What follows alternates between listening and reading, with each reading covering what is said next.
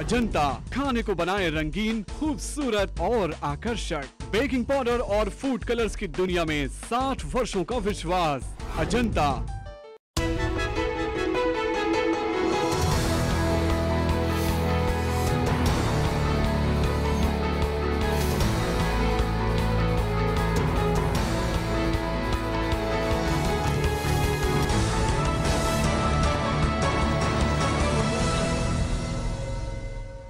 Break के बाद आपका स्वागत है। आइए आपको दिखाते हैं चीन के पोस्ट ऑफिस की वो पहल जिसमें प्रेम पत्र से तलाक रोकने की कोशिश की जा रही है।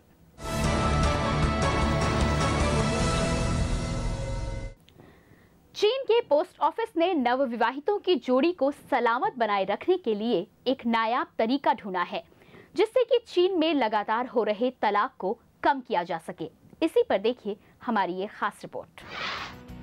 चीन की पोस्ट ऑफिस द्वारा नवविवाहित जोड़े एक सील लिफाफे में अपना प्रेम पत्र भेज सकेंगे, जिसे उनके विवाह के 7 साल बाद उनके जीवन साथी तक पहुंचा दिया जाएगा, ताकि तलाक के लिए सोच रहे लोगों के विचार में बदलाव लाया जा सके। ये नई योजना चीन में लगातार बढ़ रहे तलाक की संख्या को कम करने के लिए किया गया है। ऐसा माना जाता है प्रेम पत्र पति पत्नी के बीच हो रहे तनाव को दूर कर सकता है, और इस योजना को शुरू करने के पीछे मकसद है कि तलाक के बारे में सोच रहे जोड़ों को समय रहते याद दिलाया जा सके कि वे एक दूसरे के नजदीक क्यों आए थे। बीजिंग के कुछ युवा इसे लेकर काफी उत्साहित हैं। वे चाहते हैं कि उनका प्यार कम से कम 7 सालों तक परवान चढ़ता रहे, इसलिए वे डाकघर की इस योजना का लाभ उठाकर एक दूसरे को पत्र लिखने शुरू कर चुके हैं। लगातार बढ़ रहे तलाक के पीछे माना जा रहा है कि आर्थिक उदारीकरण ने पैसे के मुद्दे को केंद्र बिंदु बना दिया है। चीन में परंपरागत रूप से पुरुष शादी के बाद घर खरीदते हैं, लेकिन हाल के सर्वेक्षण में 70% महिलाओं ने कहा कि वो उसी पुरुष के साथ शादी करना पसंद करेंगी जिनके पास पहले से ही अपना कोई घर हो। इस योजना के जनक और बीजिंग डाकघर के प्रबंधक सन बुक्सिन का मानना है कि इसकी सफलता का पता 7 वर्षों के बाद ही लग पाएगा। डाकघरों को उम्मीद है कि इस योजना से जहां लोगों को अदालत का दरवाजा कम खटखटाना होगा, वहीं तलाक की संख्या पर भी रोक लगाई जा सकेगी। ब्यूरो रिपोर्ट, शुभ समाचार। अब रिटेलर ग्राहकों को लुभाने के लिए कमाई के नए फंडे अपना रहे हैं। जी हां, जहां एक तरफ रिटेलर खरीदारों को शॉपिंग के समय जूट के कैरी बैग किराए पर देकर लोगों को पर्यावरण के प्रति जागरूक कर रहे हैं, तो वहीं दूसरी तरफ कुटीर उद्योग को भी बढ़ावा दे रहे हैं। खरीदारी के इसी बदलाव पर देखिए हमारी ये रिपोर्ट। पैकेजिंग की लागत कम करने और ग्राहकों को पर्यावरण के प्रति जागरूकता बढ़ाने के लिए रिटेल कंपनियां अपने कस्टमर्स को किराए पर जूट और पेपर बैग दे रही है। दरअसल ये बदलाव प्लास्टिक बैग पर पाबंदी लगने के बाद शुरू हुआ। दिल्ली में प्लास्टिक के कैरी बैग पर पाबंदी लगने के बाद रिटेल कंपनियों की पैकेजिंग लागत में काफी इजाफा हुआ है, और इसी लागत को कम करने के लिए ये रिटेलर कागज और जूट के कैरी बैग इस्तेमाल कर रहे हैं। ग्राहक के घर से कैरी बैग न लाने पर ये बैग उन्हें 15 से 20 रुपए में उपलब्ध कराए जाते हैं, जिसे वापस करने पर 3 से 5 रुपए काट कर ग्राहक को वो पैसे वापस कर दिए जाते हैं। दुकानदार और रिटेलर की इस पहल से जहां एक तरफ लोग पर्यावरण के प्रति जागरूक हो रहे हैं, तो वहीं दूसरी ओर रिटेलर भी इन्हें किराए पर देकर मुनाफा कमा रहे हैं। Besides, the plastic shopping bags we use are very hazardous to the climate. A solution to these problems is an alternative to cotton and plastic, and it's called jute fiber. Jute is cultivated in parts of Bangladesh, India, China and Brazil, and we source the best materials to use in our products.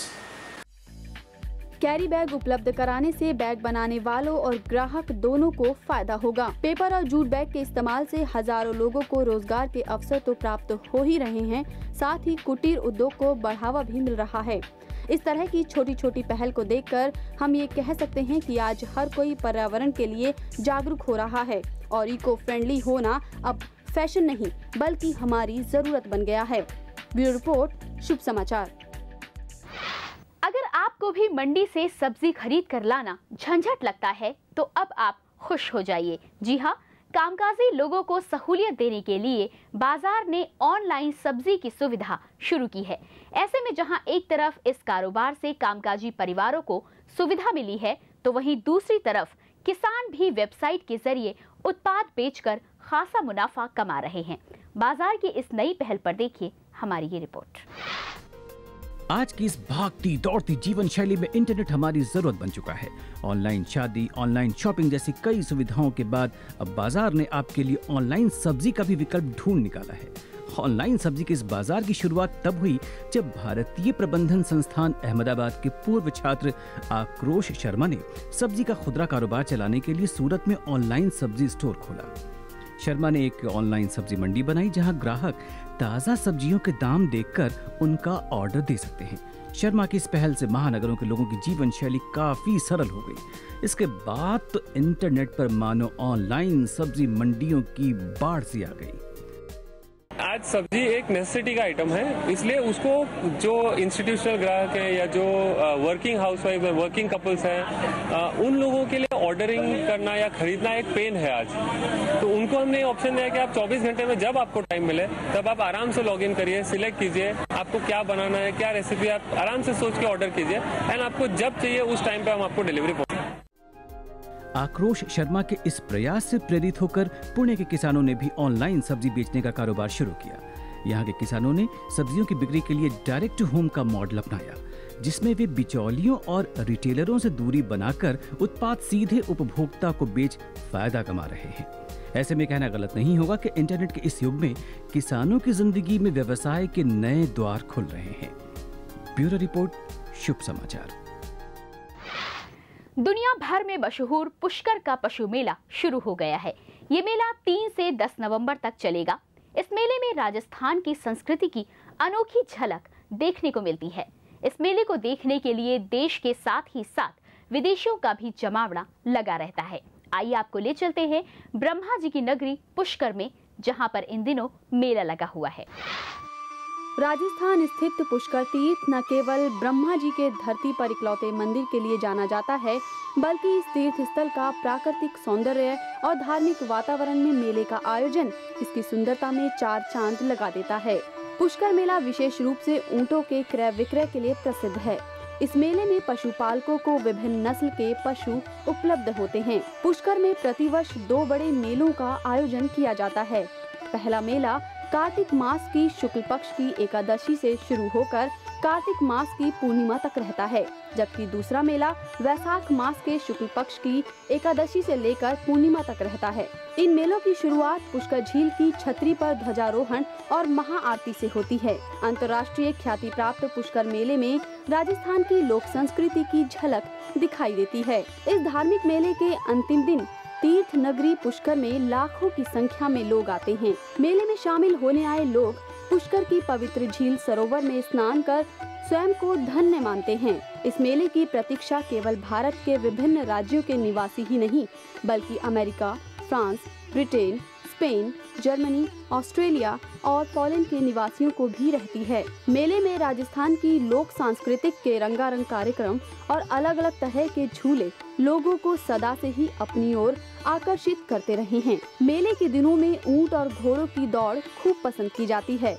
मेले में लगने वाली दुकानों में हस्तशिल्प की वस्तुओं की एक से एक नायाब कलाकृतियां मन को लुभाती हैं। मेले में आए सैलानी भी ऊंट की सवारी का आनंद लेने के साथ ही राजस्थान की लोक संस्कृति की धुनों पर थिरकते नजर आते हैं। ये मेला अपने आकर्षण के कारण अंतर्राष्ट्रीय ख्याति प्राप्त कर एक खूबसूरत पर्यटन स्थल का रूप ले चुका है। ब्यूरो रिपोर्ट, शुभ समाचार। और अब एक नजर में देखिए कुछ पॉजिटिव खबरें संक्षेप में। केंद्र सरकार खाद्य सुरक्षा बिल के तहत गर्भवती महिलाओं और स्तनपान कराने वाली महिलाओं को 6 महीने तक 1000 रुपए की नगद सहायता देने पर विचार कर रही है। ये सुविधा उन्हीं महिलाओं को मिलेगी जो राशन कार्ड धारक होंगी। इस योजना से सरकारी खजाने पर करीब 12,000 करोड़ रुपए का बोझ पड़ सकता है। गौरतलब है कि पहले इस योजना का लाभ महिलाओं को केवल 3 महीने तक ही मिलने का प्रावधान था, लेकिन अब इसके प्रारूप में कुछ बदलाव किया जा रहा है, जिसके बाद ये प्रारूप अगले हफ्ते तक कानून मंत्रालय को भेजा जा सकता है। विदेशों में निवेशकों को लुभाने के लिए प्रत्यक्ष विदेशी निवेश प्रक्रिया को आसान करते हुए रिजर्व बैंक ने कहा है कि वित्तीय सेवा जैसे कई प्रमुख क्षेत्रों से जुड़े भारतीय और अनिवासी कंपनियों के बीच शेयरों के हस्तांतरण के लिए सर्वोच्च बैंक की अनुमति की जरूरत नहीं पड़ेगी। आरबीआई के मुताबिक अगर कोई कंपनी वित्तीय सेवा से संबद्ध है तो उसके शेयरों के हस्तांतरण के लिए सर्वोच्च बैंक की अनुमति की जरूरत नहीं पड़ेगी। नियमों को उदार बनाने से पूरे वित्तीय सेवा क्षेत्र को मदद मिलेगी, जिसमें गैर बैंकिंग गैर वित्त कंपनियां भी शामिल हैं। उत्तर प्रदेश की पंचायतों को अब इम्तिहान से गुजरना होगा। ग्राम क्षेत्र और जिला पंचायतों के कामकाज का आकलन करने के लिए पंचायतों को केंद्र सरकार के जरिए भेजे गए सवालों के लिखित जवाब देने होंगे। अव्वल रहने वाली जिला पंचायत को 20 लाख, क्षेत्र पंचायत को 5.97 लाख रुपए का इनाम दिया जाएगा। केंद्र सरकार की पंचायत सशक्तिकरण एवं उत्तरदायित्व योजना 2011-2012 का मकसद पंचायतों को नियमानुसार कार्यवाही एवं जवाबदेही सुनिश्चित करने के लिए प्रोत्साहित करना है। निर्माण उद्योग पर आधारित प्रदर्शनी एसटेक 2011 का शुभारंभ मुंबई में हुआ। ये प्रदर्शनी 3 से 6 नवंबर तक चलेगी। इस प्रदर्शनी में गुजरात की तमाम निर्माण एवं टाइल्स कंपनियों ने अपने उत्पादों के जरिए लोगों को खूब लुभाया। Century tiles, century quartz India, synergy Asian Swastik RAK जैसी निर्माण क्षेत्र की कंपनियों ने अपने स्टॉल लगाए और इक्विपमेंट, प्रोडक्ट, सर्विसेज और टेक्नोलॉजी से ग्राहकों को आकर्षित किया। इस प्रदर्शनी का मकसद निर्माण क्षेत्र को बढ़ावा देने के साथ ही साथ इस क्षेत्र में नई टेक्नोलॉजी के बारे में लोगों को अधिक से अधिक जानने का मौका देना है। अब स्कूलों में इंटीग्रिटी क्लब बनाए जाएंगे। CBSE ने सभी स्कूलों को आदेश दिए हैं कि वे स्कूलों में इंटीग्रिटी क्लब बनाएं। दरअसल केंद्रीय माध्यमिक बोर्ड ने ये पहल बच्चों में सकारात्मक भावनाएं बढ़ाने के उद्देश्य से की है। CBSE के एजुकेशन ऑफिसर के मुताबिक इलेक्ट्रॉनिक मीडिया के अधिक प्रभाव, इंटरनेट और मोबाइल फोन, न्यूक्लियर फैमिली और बढ़ते शहरीकरण की वजह से बच्चों में नकारात्मक विचार बढ़ रहे हैं। ऐसे में बच्चों में नैतिक मूल्यों को बढ़ावा देना बेहद जरूरी है, जिसके चलते CBSE ने स्कूलों में इंटीग्रिटी क्लब बनाने की बात कही है। नालंदा विश्वविद्यालय के पुनर्निर्माण में चीन ने अपनी भागीदारी बढ़ाने की इच्छा जताई है। मुख्यमंत्री नीतीश कुमार से मुलाकात के दौरान चीन में कांसू प्रांत के सचिव लू हाओ ने ये प्रस्ताव दिया। बिहार के साथ टेक्नोलॉजी, शिक्षा, उद्योग, पर्यटन एवं निर्माण क्षेत्र में सहयोग की पहल करते हुए हाओ ने कहा कि आपसी सहयोग, समान सोच और टेक्नोलॉजी के आदान प्रदान की बदौलत भारत और चीन के रिश्ते मजबूत और मधुर बनाए जा सकते हैं। सोशल नेटवर्किंग वेबसाइट ट्विटर कमाई का जरिया बन गया है। सोशल नेटवर्किंग वेबसाइट का जादू फिल्मी सितारों के सिर चढ़कर बोल रहा है। इसके जरिए वे न केवल अपने प्रशंसकों के संपर्क में रहते हैं, बल्कि प्रायोजित ट्वीट से मोटी रकम भी कमा रहे हैं। अक्सर सितारे ट्विटर पर किसी न किसी खास ब्रांड की तारीफ करते नजर आते हैं, लेकिन ये तारीफ मुफ्त में नहीं होती है। इसके बदले कंपनियां सितारों की झोली भर देते हैं। प्रायोजित ट्वीट्स का फंडा भारत में भी कदम रख चुका है। ट्विटर पर भेजे गए संदेश में अपने ब्रांड का जिक्र करने वाली कंपनियां लारा दत्ता और अनुराग कश्यप जैसी हस्तियों को $3000 प्रति ट्वीट की दर से भुगतान कर रही है। यही हॉलीवुड में कई फिल्म के प्रमोशन के लिए प्रायोजित ट्वीट्स का सहारा ले रहे हैं। मुख्यमंत्री नीतीश कुमार ने अपने सभी विभागों के प्रधान सचिवों एवं अन्य शीर्ष अफसरों के साथ चर्चित फिल्म वेल डन अब्बा देखी। इस फिल्म को देखने दिखाने का उद्देश्य सरकारी अमले को जनता की समस्याओं के प्रति संवेदनशील बनाना है। श्याम बेनेगल निर्देशित इस फिल्म के विशेष शो की व्यवस्था सूचना भवन में की गई। मार्च 2010 में रिलीज हुई ये फिल्म खासी सराही गई। ये फिल्म महिला अधिकारियों के साथ साथ सूचना अधिकार पर भी केंद्रित है। फिल्म आम आदमी को सरकारी योजनाओं का लाभ लेने में किन किन परिस्थितियों से गुजरना पड़ता है, इस पर प्रकाश डालती है। आज के लिए बस इतना ही। आप अपनी प्रतिक्रिया और सुझाव हमें SMS कर सकते हैं। आपको बस टाइप करना है अंग्रेजी में शुभ SHUBH स्पेस देकर अपना संदेश लिखना है और उसे भेज देना है 54242 पर। आप हमें news@dishatv.com पर मेल कर सकते हैं। साथ ही हमारी वेबसाइट www.dishatv.com पर भी संपर्क कर सकते हैं। आपके सुझाव को हम पूरी गंभीरता से लेंगे। अगर आपके आसपास कोई सकारात्मक खबर है तो आप उसे भी भेज सकते हैं। हमारा पता है दिशा चैनल, फन सिनेमा, पहली मंजिल, मोती नगर, नई दिल्ली 15। अगले सप्ताह कुछ और पॉजिटिव खबरों के साथ हम फिर हाजिर होंगे इसी समय और इसी चैनल पर। तब तक के लिए नमस्कार।